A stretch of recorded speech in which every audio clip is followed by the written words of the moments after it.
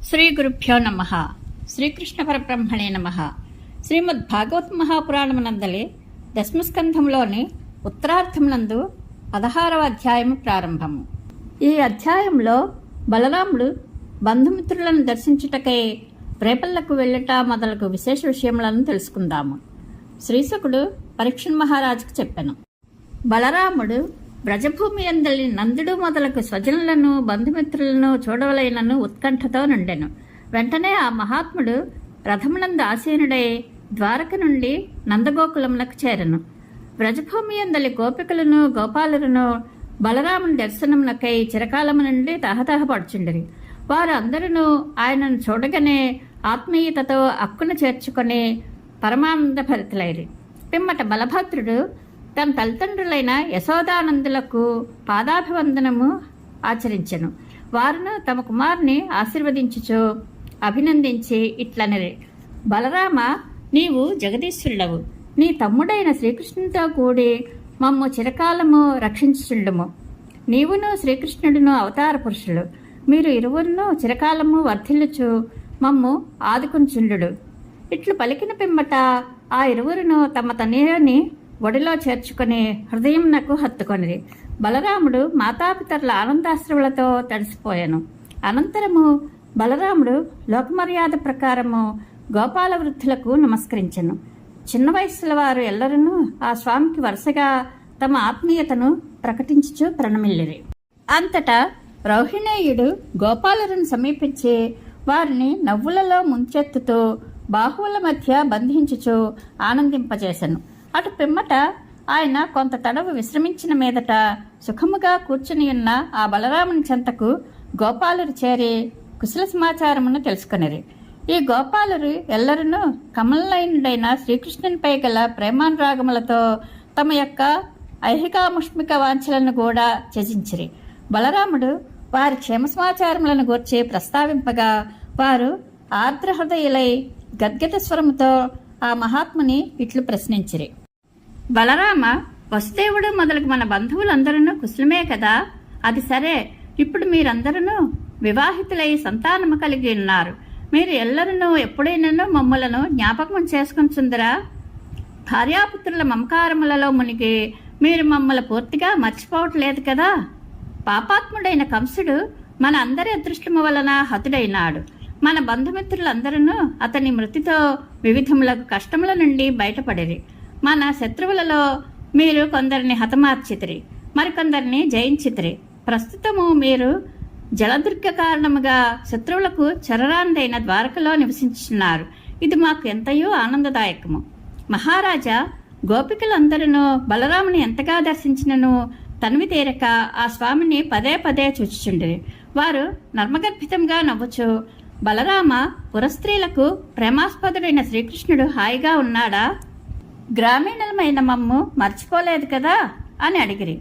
ఆ కృష్ణుడు ఎప్పుడైనానో తన తల్లిదండ్రులైన యశోదానందులను బంధుమిత్రులను గుర్తునకు తెచ్చుకుంటున్నాడా? తల్లి యొక్క యశోదమ్మను చూచుటకై ఒక్కసారి అయినను ఇచ్చటికి వచ్చిన ఆ మహానుభావుడు తనకు మేమనర్చిన సేవలను స్మరించిన యదుకుల శిరోమణి ఆత్మీయులైన బంధువులను విడిచి వెళ్ళుట ఎంత కష్టమో నీకునూ తెలియను. అయినను ఆ కృష్ణ భగవానుని కొరకై మేము మా తల్లిదండ్రులను, తోబుట్టువులను, భర్తలను, పుత్రులను, అత్తమామలను వీడి వెళ్ళితిమి. అట్టి మా యొక్క అనురాగబంధములను అన్నింటినీ క్షణములో తెంచుకుని అతడు వెళ్ళిపోయాను. తలచుకున్నచో మేము ఆయనను అడ్డుకొని ఉండేటి వారమే. కానీ ఆ ప్రభువు వెళ్ళినప్పుడు మాతో నేను మీ రుణముని ఎన్నటికీ తీర్చుకొనలేను. మీరు నాకు ఎంతయో సేవలు అనర్చితిరి అని పలికెను. అట్టి తీయని మాటలను విశ్వసించి మేము మిన్నకుంటిమి. స్త్రీలు మర్మమెరుగని వారు కదా. పిమ్మట ఒక గోపిక ఇట్లనెను: చంచల మనస్కుడు, కృతజ్ఞుడు అయిన కృష్ణుని మాటలను గ్రామీణ స్త్రీలమైన మనము అమాయకులము కాబట్టి నమ్మితిమి. కానీ తెలివిగల వారైన పురస్త్రీలు ఎట్లు నమ్ముదురు? పిదప మరి ఒక గోపిక ఇట్లు వచించెను: సఖులారా, అది సరికాదు. శ్రీకృష్ణుడు కళ్ళబొల్లి మాటలను పలుకుటలో మనగాడు. వారును అతని అందమైన చిరునవ్వులకు, చిలిపి చిలిపి చూపులకు వసులై వలపులో పడి ఆయనను పూర్తిగా నమ్ముదురు. వేరొక గోపిక ఇట్లు నుడివెను: గోపికలారా, ఇంకా అతని కథలతో మనకేమి పని? వేరే ముచ్చట్లు చెప్పుకుందాము. మనతో పని లేకుండా ఆ కఠినాత్ముడు కాలము వెళ్ళబుచ్చుచుండగా మనకు కూడా అట్లే బాధతోనైనా సరే గడిచిపోవును కదా. ఈ విధముగా ఆ గోపికలు శ్రీకృష్ణుని యొక్క దరహాసములను, మధురవచనములను, ఓరచూపులను, మనోహరమైన గమనములను, గాఢమైన కౌగిలింతలను పదే పదే తలుచుకొంచు బోరుబోరున ఏడవసాగిరి. అంతటా ఓదార్చుటిలో గడుసువాడు మహాత్ముడు అయిన బలరాముడు హృదయంగమములైన శ్రీకృష్ణుని సందేశములతో అనేక విధములుగా ఆ గోపికలను ఊరడించును. బలరాముడు చైత్రము వైశాఖము అను 2 మాసములను ఆ నందగోకులమునందే గడపెను. ఆ మహాత్ముడు రాత్రి వేళలలో గోపికల మధ్య చనువుతో మసలుచు వారిని సంతోషపెట్టెను. యమునా తీరమునందలి ఉపవనము నిండు చంద్రుని వెన్నెల కాంతులతో దర్శనీయముగా శోభిల్లుచుండెను. బాగుగా వికసించిన కలువల మీదుగా వీచుచున్న పిల్లగాలుల పరిమళములు ఆ వనమునందు అంతటను గుబాళించుచుండెను. అట్టి ఉపవనమునందు బలభద్రుడు గోపికలతో కూడి విహరించెను. వరుణునిచే పంపబడిన వారిని ఒక చెట్టు తొర్ర నుండి స్రవింపసాగిను. దాని సుగంధములచే ఆ వనము అంతయును పరిమళభరితము ఆయను. మధురధారల యొక్క సుగంధములను వాయుదేవుడు మోసుకుని వచ్చి బలరామునకు కానుకగా సమర్పించెను. దాని సుగంధములకు ఆకర్షితుడైన బలరాముడు అచటి తరుణీమణులతో కూడి ఆ చెట్టు తొర్ర వద్దకు చేరి దానిని సేవించెను. గోపవనితులందరూ ఆ హళాయుధని చుట్టూను చేరి ఆ మహాపురుషుని దివ్యగాథను కీర్తింపసాగిరి. బలరాముడు వారితో తన కంఠముని కలిపి గానము చేయదొడంగెను. వారిని ఇచ్చే నేత్రములు మత్తిల్లి ఉండగా అతడు ఆ వనమునందు అంతటను విహరించెను. ఆయన కంఠమున పూలమాలలు శోభిల్లుచుండెను. అతడు వైజయంతిమాలను ధరించి ఆనందమగ్నుడై ఉండెను. ఒక చెవిపై గల మణికుండలము కాంతులేంచుండెను.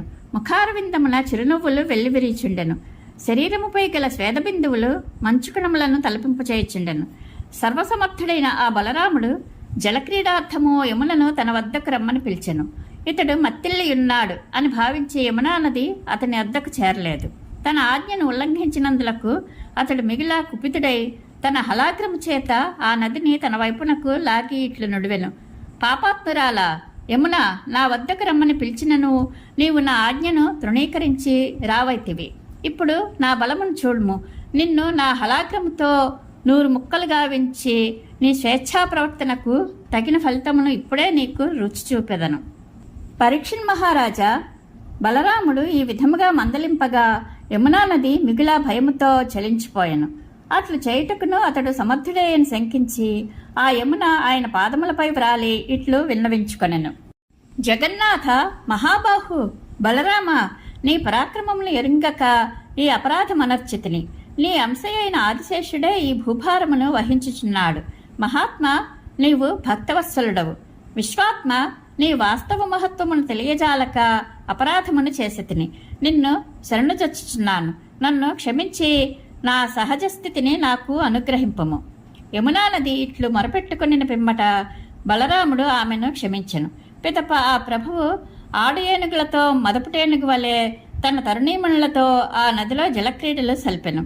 బలరాముడు తనివి తీరా యథేచ్ఛగా జలక్రీడలు గావించి నీళ్లలో నుండి బయటికి వచ్చెను. అప్పుడు లక్ష్మీదేవి ఆ స్వామికి నీలవస్త్రములను, అమూల్యములకు ఆభరణములను, చక్కని బంగారు హారమును బహూకరించెను. అంతటా బలరాముడు నీలాంబరములను ధరించి బంగారు హారమును కంఠమున దాల్చెను. అతడు అంగరాగాదులచే చక్కగా అలంకృతుడై మహేంద్రుని ఐరావతము వలె శోభిల్లెను. పరీక్షణ్ మహారాజా, నేటికినే యమునా నది బలరామునిచే లాగబడిన మార్గముననే ప్రవహించుచున్నది. అది అమిత శక్తిశాలి అయిన బలరాముని పరాక్రమమును సూచించుచున్నదా అననట్లు ఒప్పుచున్నది. వ్రజాంగనల విలాసములచే ముగ్ధుడైన బలరామునకు అనేక రాత్రులు ఒక్క రాత్రి వల్లనే గడిచిపోయెను. ఇది శ్రీమద్ భాగవత మహాపురాణమునందలి దశమస్కంధములోని ఉత్తరార్థమునందు 16వ అధ్యాయము సంపూర్ణము. శ్రీకృష్ణానుగ్రహ ప్రాప్తిరస్తు. శుభం భూయాత్.